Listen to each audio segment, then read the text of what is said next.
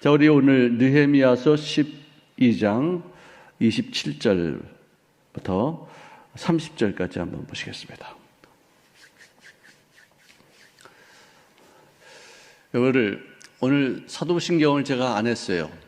왜냐하면은 좀 더 의미 있게 사도신경을 좀 해야 되겠다는 생각이 들어서 좀 생각해 보시라고. 맨 처음에 사도신경이 시작되는 것이 어떻게 돼요? 전능하사, 전능하사죠. 전능하사 천지를 만드신 하나님 아버지를 내가 믿사오며. 근데 믿음 없이 이렇게 막 고백하는 것 같아요. 너무나도 많이. 전능하신 분에 대한 믿음이 있는 사람들이 왜 저렇게 낙심을 할까? 왜 저렇게 수군거릴까? 왜 저렇게 당을 질까? 왜 저렇게 불평을 할까? 오늘 하루는 사도신경에 대한 의미를 좀 더 생각해보자 하는 뜻으로 제가 일부러 안 했어요. 자, 우리 12장 27절부터 30절까지 한번 같이 읽겠습니다. 시작. 예루살렘 성벽을 봉헌하게 되니 각 처에서 레위 사람들을 찾아 예루살렘으로 데려다가 감사하며 노래하며 제금을 치며 비파와 수금을 타며 즐거이 봉헌식을 행하려 하매 이에 노래하는 자들이 예루살렘 사방 들과 드보와 사람의 마을에서 모여들고 또 벳길갈과 게바와 이스마웻 틀에서 모여들었으니 이 노래하는 자들은 자기들을 위하여 예루살렘 사방의 마을들을 이루었음이니라. 제사장들과 레위 사람들이 몸을 정결하게 하고 또 백성과 성문과 성벽을 정결하게 하니라. 네, 여기까지입니다. 자, 이 재건된 이 성벽을 돌면서 느헤미야가 사람들과 함께 퍼레이드를 벌립니다. 우리가 어떤 일을 하고 나서 어떤 일을 성취했을 때 이거는 하나님이 하셨구나. 우리가 한 게 아무것도 없구나 하는 것을 느끼면서 감격해 할 때가 참 많습니다.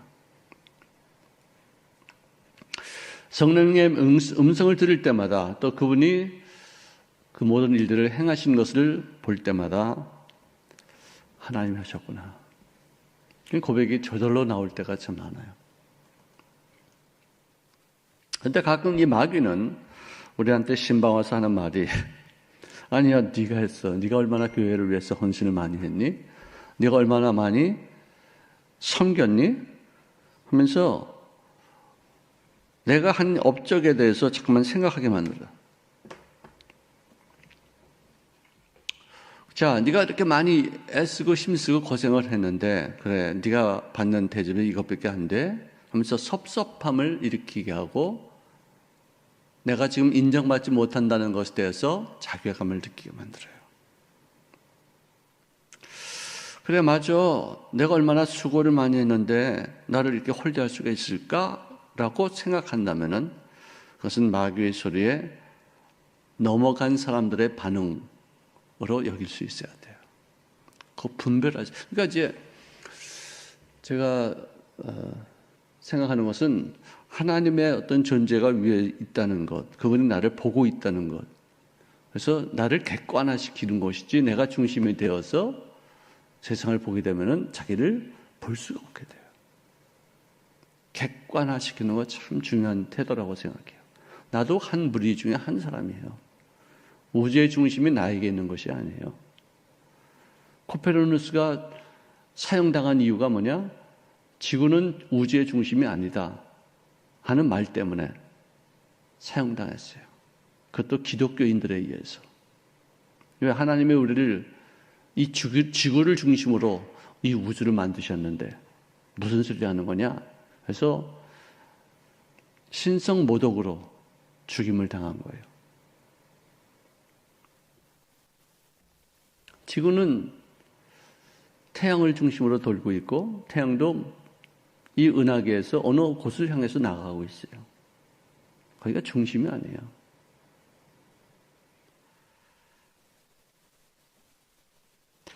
모든 일의 주인공을 하나님으로 봐야지 되는데, 나도 한 배역을 맡은 사람 중에 하나, 어떤 그런 객관성이 있어야 되는데, 내가 주인공이다. 내가 이 모든 것의 중심이다. 왜 내가 생각하기에는 왜 이런 일이 있을 수 있겠냐. 이 나만이야, 나만. 나만 생각해. 내가 생각하기에는 내가 장군인데 외국에서 이렇게 많은 군대를 거느리고 왔는데 환영해야 될 거 아니야. 그리고 어떤 의식을 베풀어야 될 거 아니야. 정중하게 나를 갖다 치료할 수 있는 어떤 일들을 이렇게 행해야 되는데 나보고 그래? 요단강에 가서 7번 몸을 담그라고 그래? 자기가 중심이 됐어요. 아니, 문둥병 환자 주제, 그죠? 고침을 받기 위해서 무슨 일을 시켜도 다 해야 될 그런 상황인데도 그 자존심, 장군이라는 어떤 그런 명예욕, 내가 아람 나라에서 받는 그런 대접이 이런데 여기서 이렇게 나를 갖다 업신여길 수 있어? 전쟁이다. 참 이게 굉장히 위험한 태도예요. 자기를 객관화시키면 오히려 또 사람들에게 존경받아요. 근데 자기 중심이 되어지면 당장은 뭐 사람들이 뭐 무서워하고 어려워하는 것 같지만 속으로는 다 그렇지 않아요.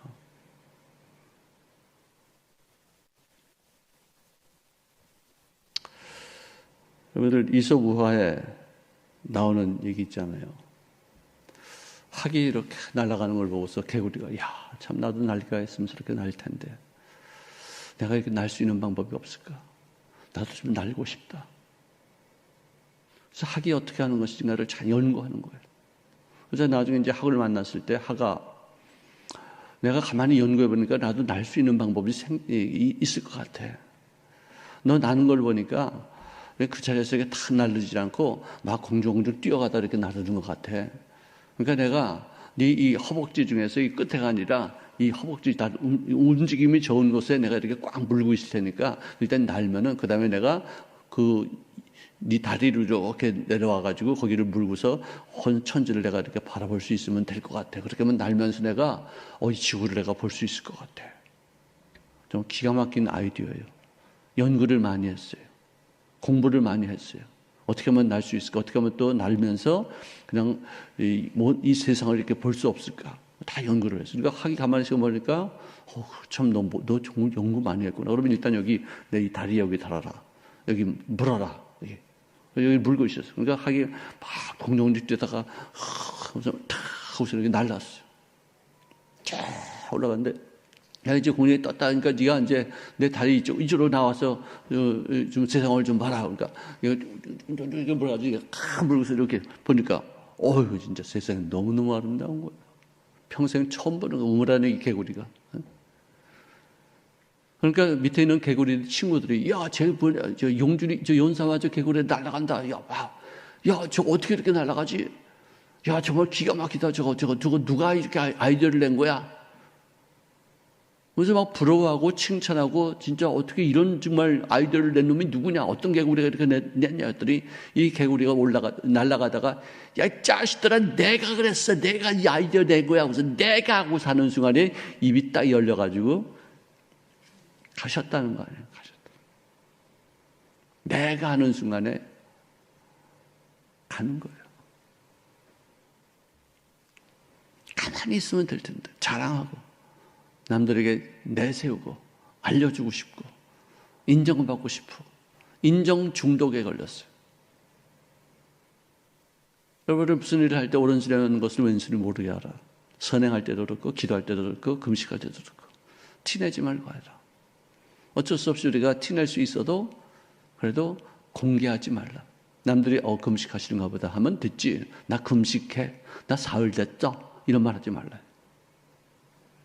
나 사흘 동안 굶었는데도 배가 안 고파. 힘들었지만 견뎌. 이런 얘기를 왜 해?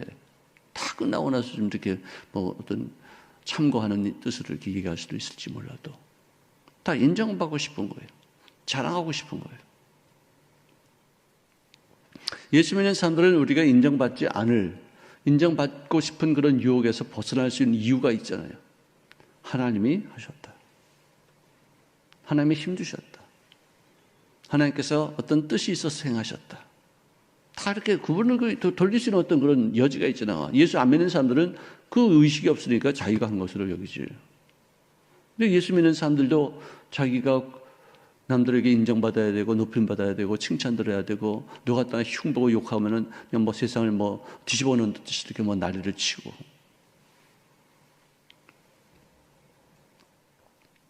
교회를 이렇게 섬겼던 일들, 또 예배를 이렇게 아름답게 위해서 헌신했던 어떤 그 일들, 하나님이 시키신 거 아니에요. 우리 교회, 우리 여성교회, 남성교회들 전부 다 내가 얼마만큼 봉사해 이런 말 하는 사람 아무도 없어요. 정말 헌신하고서 즐겁게 이런 일을 감당하게 하신 것도 하나님이 하셨다. 얼마나 아름다워요. 그렇다고 해서 그분들이 바보예요?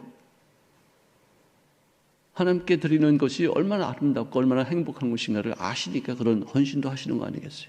그래서는 모든 것을 하나님께 내가 드린 것이지 하나님께서 받으신 것이지 내가 한 것은 아무것도 없다. 내 곁에 있는 사람들이 실망하고 좌절했었다 할지라도 그를 이렇게 세우신 분은 하나님이시고 나는 거기에 쓰임받는 하나의 종에 불과한 거예요. 가난한 자를 섬겼던 어떤 헌신이 있다고 할 때 합시다. 왜 나에게 내 눈앞에서 그 사람을 위해서 내가 일할 수 있게끔 만들어 놓으셨는가? 하나님이 하신 거예요. 상급이 있어요.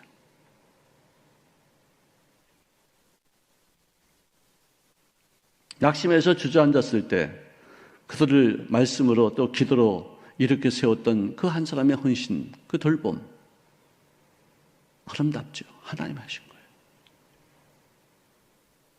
또 우리가 또 칭찬도 좀 해줘야 되겠지만 자기는 우쭐거리지 안 해요. 그렇게 아니고요. 고맙습니다. 하나님께서 저를 사용하신 것뿐이에요. 이렇게 말할 수 있으면 되잖아요. 가진 것도 없었는데 내가 이런 어떤 일들도 정말 변변치 못했는데도 하나님이 나에게 많은 은혜를 끼치는 것을 깨달을 때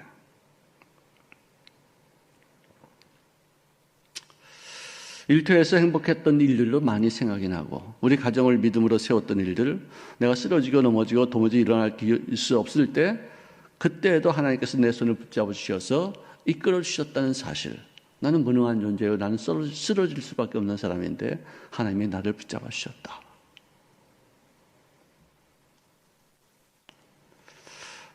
하나님께서 다 하셨습니다. 이게 우리들의 신앙 고백이 되어야 되겠어요.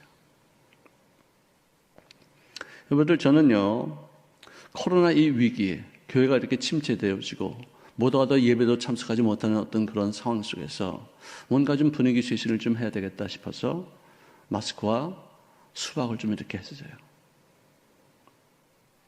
하나님이 하신 거예요.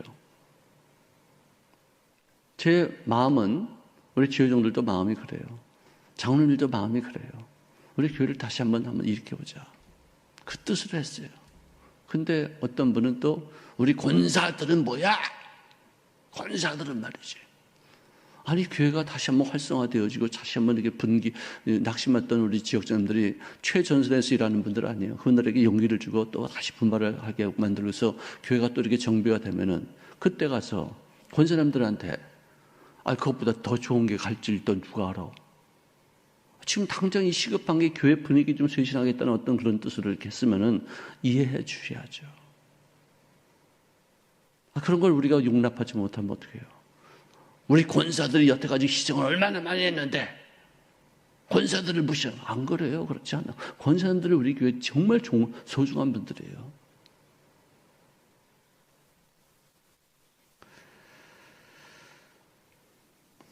우리가 좀 성숙한 모습으로 이 위기를 이 어려울 때 민감할 때 서로 정말 격려해줘도 부족한 그런 시점에서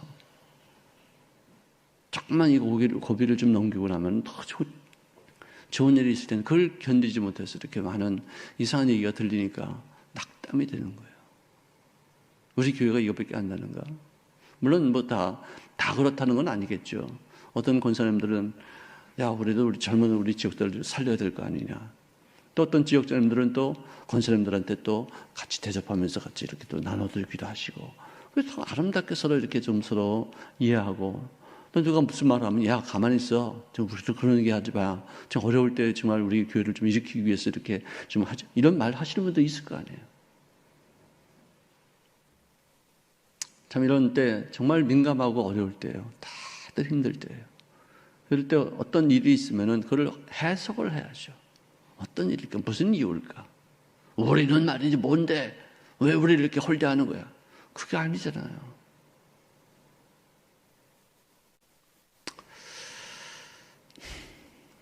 오늘 본문 말씀에 제사장들과 레위 사람들이 몸을 정결하고, 그러니까 이제 이 퍼레이드를 이렇게 하는 그런 상황에서 찬송 부르기 전에 또 예배를 드리기 전에 몸을 먼저 정결하게 한 다음에, 여기서 또 특별한 것은 성문과 성벽까지도 정결하게 닦았다는 거예요.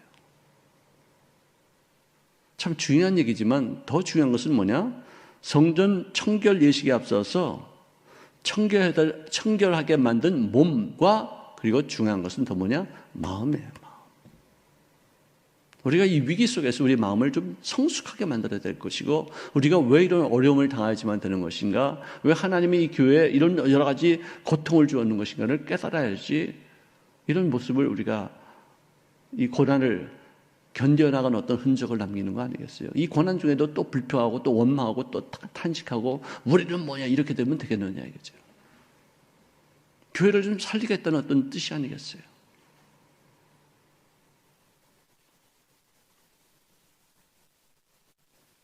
이런 코로나가 이렇게 와도 우리가 변화되지 않으면 아무런 의미가 없어요. 우리 생각이 좀 변화돼야 되고 좀 성숙해져야지고, 옛날에 했던 어떤 그런 것들은 이제는 하지 말자고서 결단을 해야지.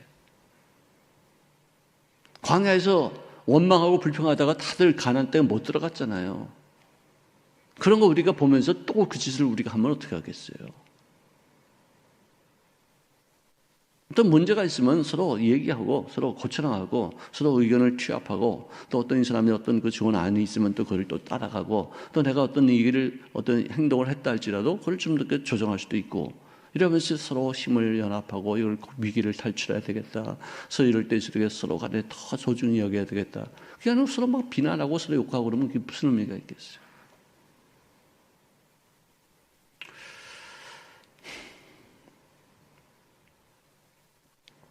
내일은 다시 전능하사 천지를 만드신 하나님 아버지를 내가 믿사오며 그 고백하겠습니다. 우리 마음을 좀 새롭게 하고, 진짜 전능하신 하나님을 믿는 사람답게 그 일을 내 입술로 고백하는 사람답게, 입술을 그냥 거짓말로 그냥 형식적으로 예배가 때가 됐기 때문에 하는 것이 아니라, 저는 솔직히 지금 생각하면은 사도신경 하나 갖고 2시간 내가 부른 적이 있어요. 그거 고백하다가 내가 초신자 때였었어요. 너무 말씀 하나하나가 너무너무 살아있더라고. 진짜 2시간은 쉬지 않고 울었어요. 내가. 전능하신 분인데 난 뭐 했던 거, 천지를 만드신 분인데 나까지도 만드신 그 하나님 앞에 내가 뭘 했던 거, 이런 것부터 시작해서 내가 진짜 가슴을 찢으면서 내가 정말 대굴대굴 굴리면서 울었었어요. 사도신경 정말 기가 막힌 고백이에요.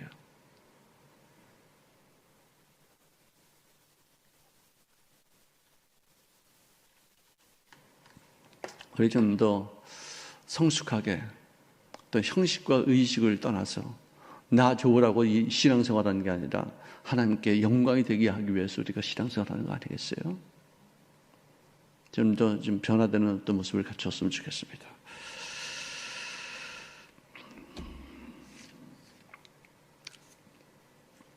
기도하겠습니다. 사랑하시는 주님 고맙습니다. 느헤미야서를 통해서 우리에게 주시는 말씀을 고분고분 잘 곱씹어서 우리들의 영혼 속에 양식으로 삼을 수 있도록 도우셨사오니 감사합니다.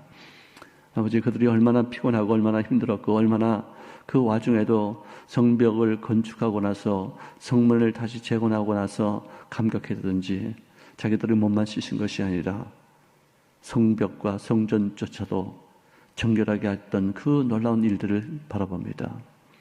하나님 아버지, 저들의 마음도 신바 되어지게 도와주시옵시고, 이런 위기를 통해서 하나님이 우리를 통해서 어떤 모습으로 변화되기를 원하시는 것인가를 깨달아가는 저를 되어지게 도와주시사 돼지가 누웠던 자리에 다시 돌아가는 그런 경우가 되지 않게 도와주시옵시고 과거에 잘못된 일들을 또다시 반복하는 그런 절대 그런 일에 가담지 않게 도와주셔서 이 고난과 이 역경과 이 슬픔과 이 고뇌가 우리를 변화시키고 위해서 하나님의 허락하셨다는 사실을 증명하시는 저희를 되어지기를 간절히 소망합니다. 이 교회의 주인이 바로 하나님이시요 우리는 주님 앞에 쓰임받는 하나의 부속물에 불과한 것임을 깨닫고 하나님께서 우리를 통해서 당신의 뜻이 이 땅에서 아름답게 풍요롭게 수많은 사람들을 살려가며 죽어가는 영혼들을 천국 백성들을 만들어가는 데까지 사용되시는 저를 되어지기를 소망하며 예수님의 이름으로 기도합니다.